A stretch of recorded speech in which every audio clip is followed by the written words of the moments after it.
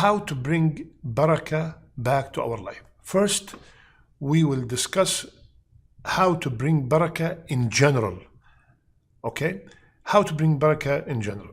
Allah subhanahu wa ta'ala told us that one of the ways to bring barakah to our life is through iman and taqwa.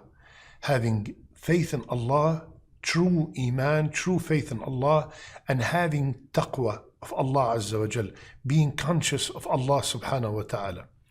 Iman, to have the 6 pillars of iman applied in our life, believing in Allah, believing in the angels, believing in the books, believing in the messengers, in the day of judgment, and in the destiny is good and evil.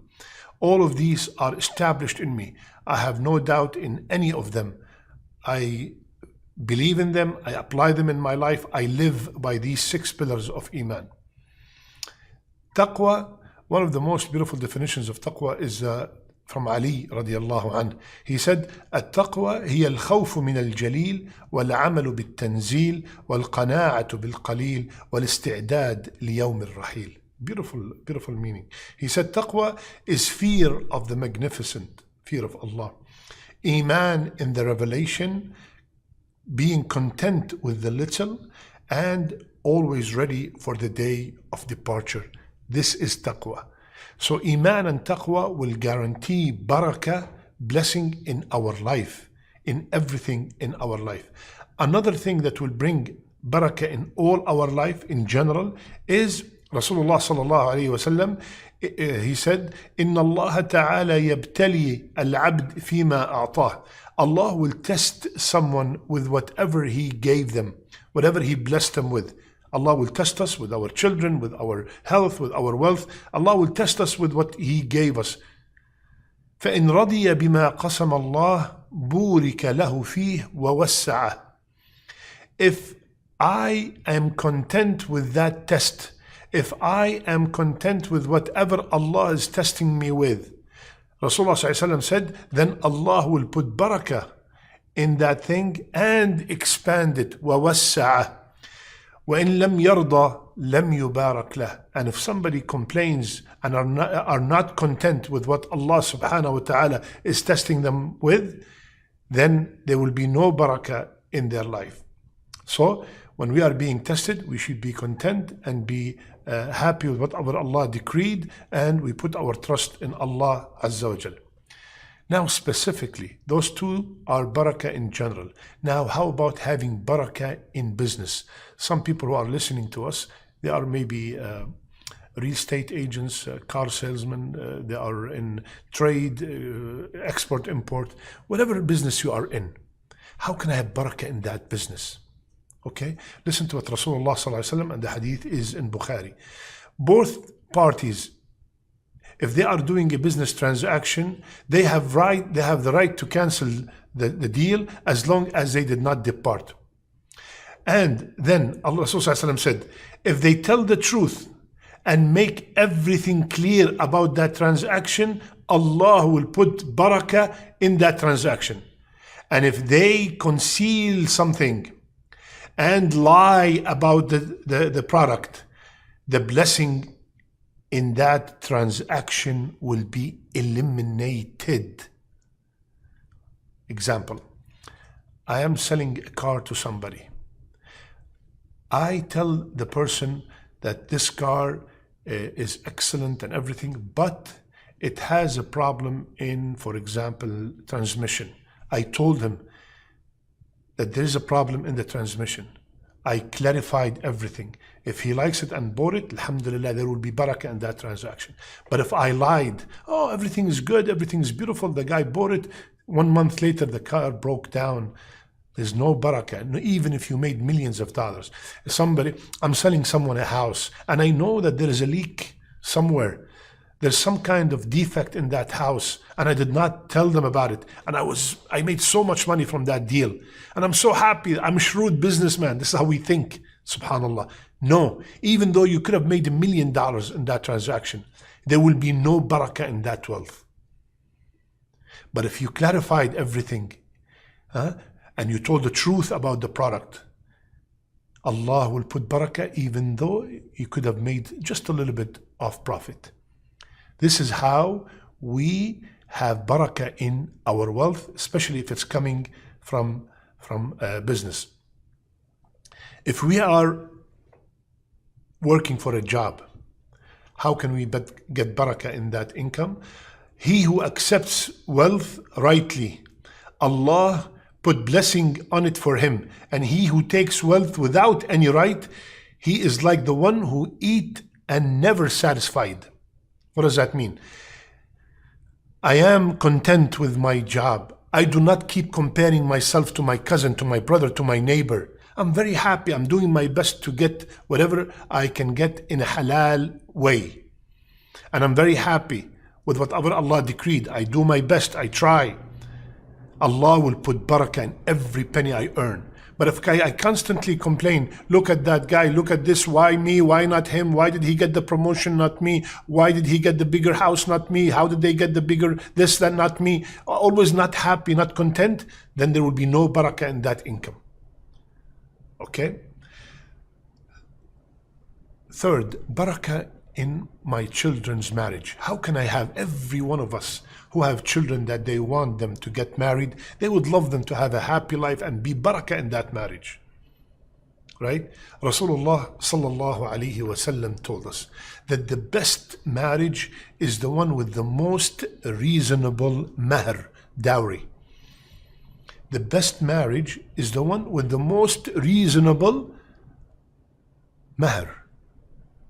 Now, subhanallah, you hear about numbers presented by the family of the bride that are ridiculous. $30,000, $40,000, $50,000 mahr. Subhanallah. Of course, it is relative. If the person can afford it and have no problem, the guy making $1 million a year and 20,000, 30,000 is nothing for him. Alhamdulillah, if he can afford it.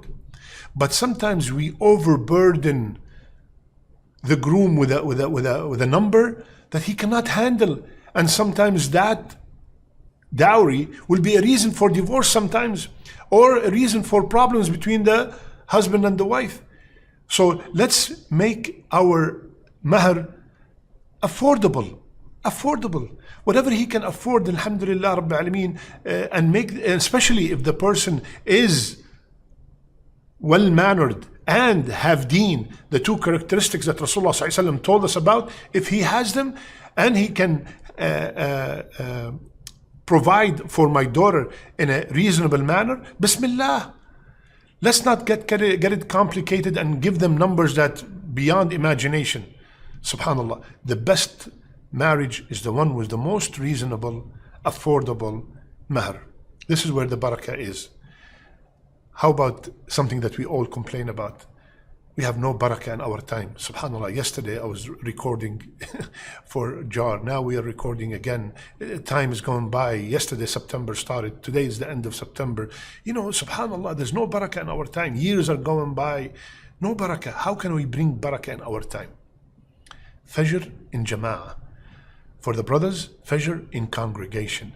And for the sisters, Fajr on time. That will bring barakah in our time. How? What's the evidence? Rasulullah sallallahu alayhi wasallam himself made dua for the people who start their day early.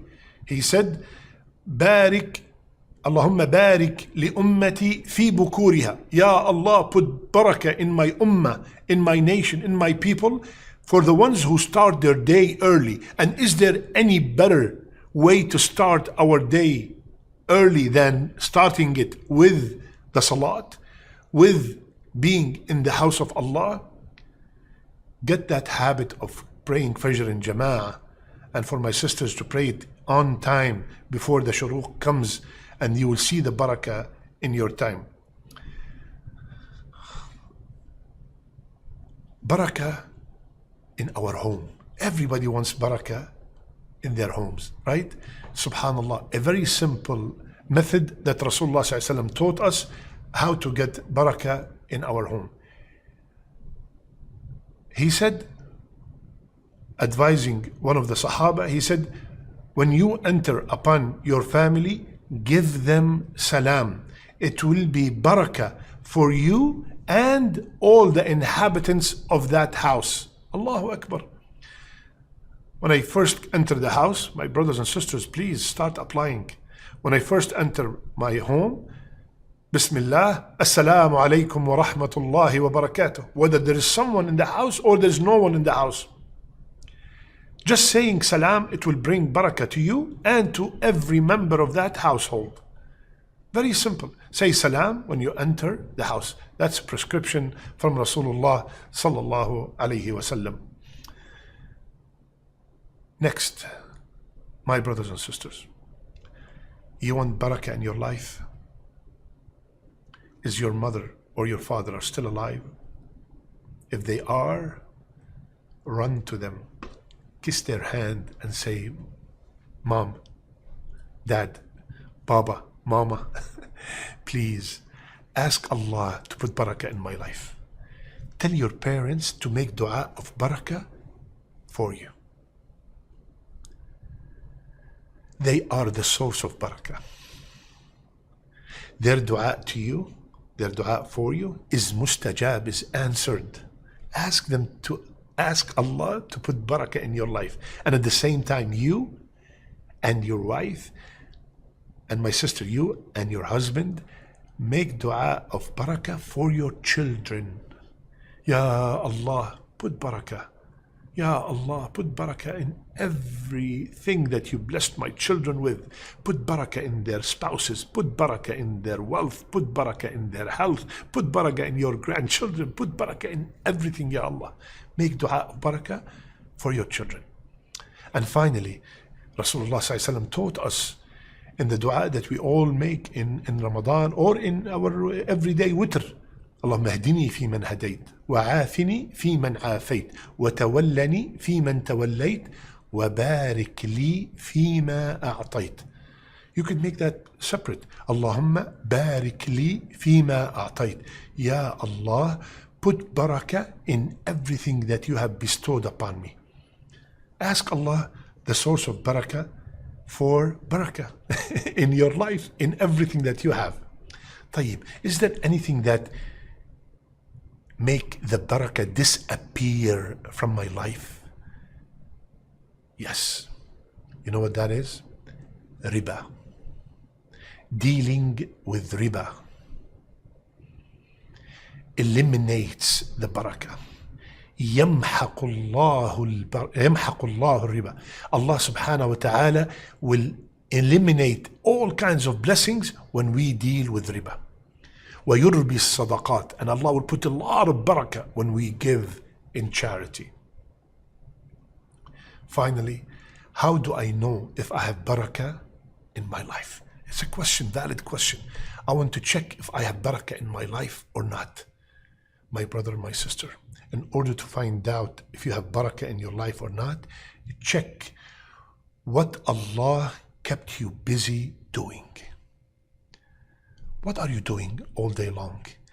If you are busy by, alhamdulillah, going to work in a halal job and providing for your family, and then when you finish, you take your kids to the masjid and you sit down and attend the halaqah, you're busy listening to a lecture, you're busy reading Quran, you're busy obeying Allah in any form or any manner, that's a great sign that Allah has put barakah in your life. And if you're not constantly occupied, you have no time for nothing, no time for the masjid, no time for Quran, no time for your family, no time for your parents, no time for nothing, that's a sign that the barakah has been taken out of your life.